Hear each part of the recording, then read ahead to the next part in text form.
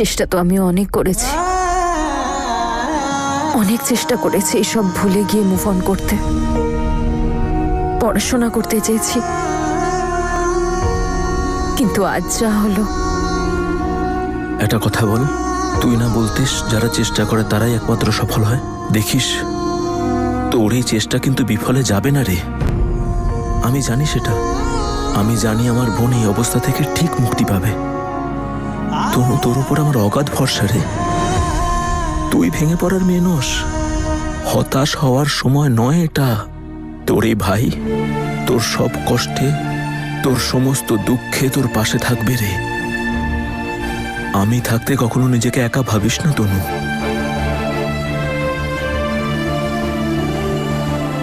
Thank you দাদা। আমার পরিবারই আমাকে প্রত্যেকবার লড়াই করে এগিয়ে যাওয়ার সাহস যোগায় রে দাদা। জেসমিন, একটা কথা তো তুমি ভালো করে বুঝতে পেরে গেছো যে এই বাড়ির লোকজন তনুকে কতটা ভালোবাসে। আর এমনটা নয় যে তনু এই বাড়িতে আসার পরেই সবাই খুব আনন্দ পেয়েছিল, ওকে মাথায় করে রেখেছিল। না, এমনটা কখনো হয়নি। তনু অনেক কষ্ট করেছে সবার মন জয় করার জন্য, সবার মনে নিজের জায়গা করে নেওয়ার জন্য। আর আজকে বাবা আমার চেয়ে বেশি তনুকে বিশ্বাস করে, তাই তনু কোথাও যাচ্ছে না। হ্যাঁ, কিন্তু তুমি এইটুকু করতে পারো যে তনুকে ঘেন্না করার পরিবর্তে বাড়ির সবার মন জয় করার চেষ্টা করতে পারো।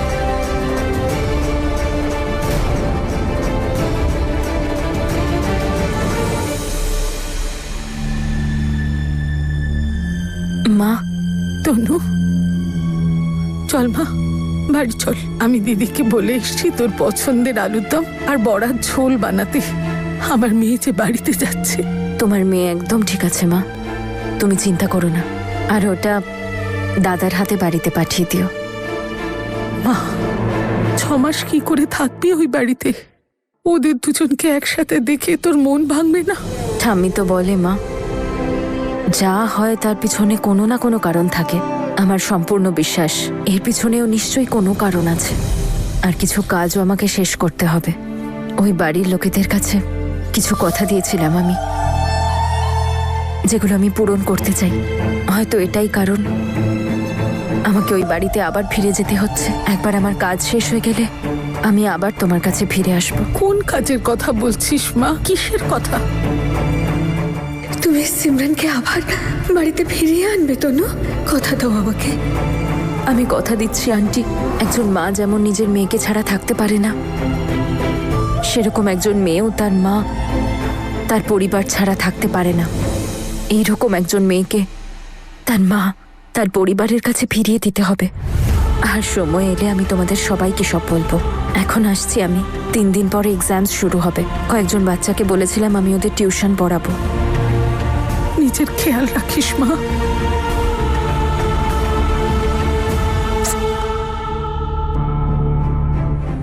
আপনি এই পেপারে নিজের ইচ্ছে সাইন করেছেন? হ্যাঁ, এটা সম্পূর্ণভাবে আমার নিজের ডিসিশন।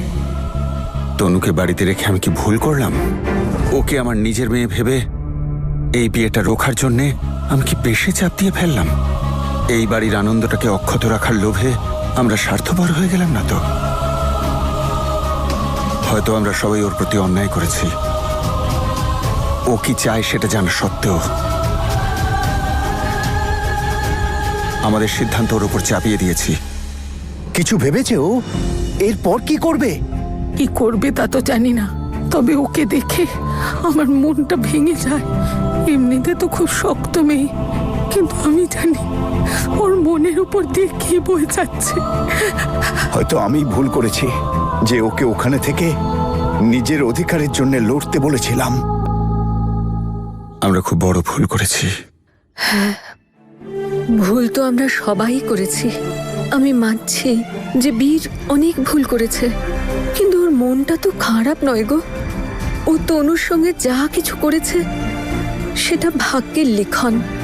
হয়তো ওপরওয়ালা ওদের একে অপরের জন্য তৈরিই করেননি।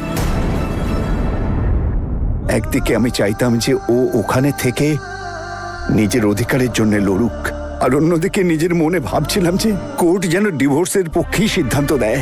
আমার মেয়েটা আমার সঙ্গে যেন বাড়ি ফিরে আসে। মনের অজান্তেই আমি এই কথা ভেবেছিলাম যেন তনু আর বীরের ডিভোর্সটা হয়, যাতে আমার তনু মাকে ওই বাড়িতে থেকে বীর আর অসভ্য জ্যাসমিনের মুখোমুখি হয়ে আরো লাঞ্ছনা সহ্য করতে না হয়। 6 মাস আগে কাটুক, তারপর যদি তনু চলে যেতে চায় তো ওকে আটকাবো না। আমি শুধু তনুকে সুখী দেখতে চাই। আর আমিও।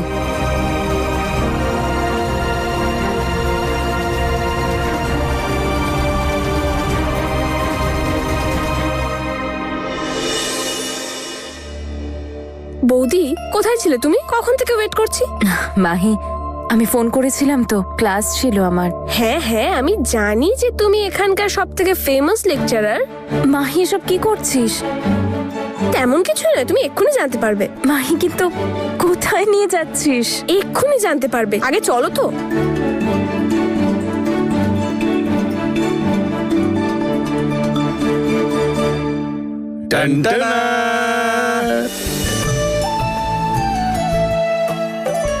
বাবা, দাদু ভাই, এসব কি? আমাদের মেয়ে তনুকে স্বাগত জানাতে। কিন্তু দাদু ভাই, আজ তো তোমার স্পেশাল কুকিং সানডে নয়, তাহলে? বুঝলি মা, আজকে তার থেকেও বেশি স্পেশাল একটা দিন, আমাদের মেয়ে তনুকে খুশি করবার দিন। আজ তুই যা বলবি তোর বাবা আর দাদু সেটাই করবে। এসো মা।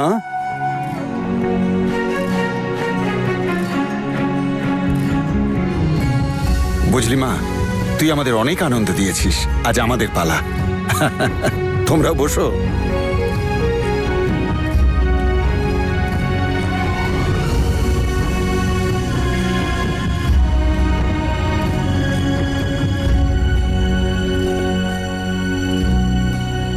শুরু কর। 1 মিনিট দাঁড়াও তনু, অমৃতকে তো আসতে দাও। ওই যে নাম নেওয়া মাত্রই হাজির। খুব পেকেছিস না? আমি না তুই? এই যে বৌদির মায়ের হাতের স্পেশাল রান্না। নিজের মায়ের হাতের রান্না না খেলে তোমার তো তৃপ্তি হয় না, তাই না মা? ও ওয়াও, ওয়াও, এটার গন্ধটা কি সুন্দর। বৌদি, যদি আমার খাওয়ার পর কিছু বাঁচে তখন তুমি খেয়ে নিও। হাসতেও তো বুঝি, তো হাসো।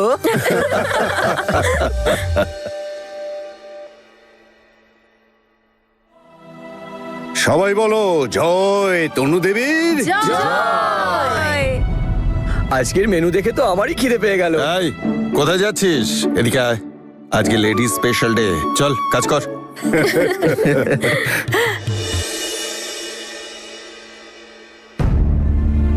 আরে বীর, তুমি কি খেতে পছন্দ করো? বলো না, আমি কাল তোমার জন্য সেটাই বানাবো। তারপর আমরা দুজনে মিলে মজা করতে করতে খাবার খাবো। বলো।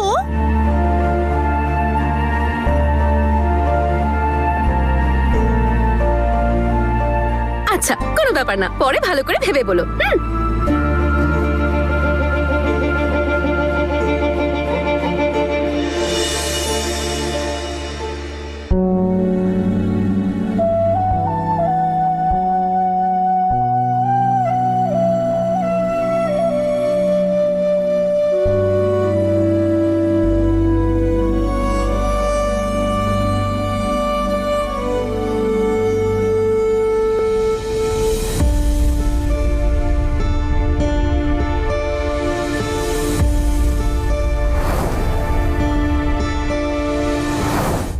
বাড়িতে থেকেও সবার থেকে দূরে সরে গেছি আমি। কেমন হয়েছে? খুব টেস্টি দাদু ভাই। হ্যাঁ, ধন্যবাদ। কে ফোন করলো মা? বাবা, আমার কিছু স্টুডেন্টস এক্সামস চলে এসছে তো, কিছু উইক স্টুডেন্টের আমার হেল্প চাই, তাই ভাবলাম যে আমি অনলাইন টিউশন দিই। বৌদি পেপারে তো টাফ সেট করে, বাচ্চাদের তো অবস্থা খারাপ হবেই। নিজের কলেজে খুব ফেমাস, তাই তো সবাই এত রেসপেক্ট করে। আমি জানি তনু যথেষ্ট বুদ্ধিমতী। মা, আমি তোকে এই আশীর্বাদই করি, তুই সবসময় সুখে থাক, ভালো থাক, অনেক উন্নতি কর।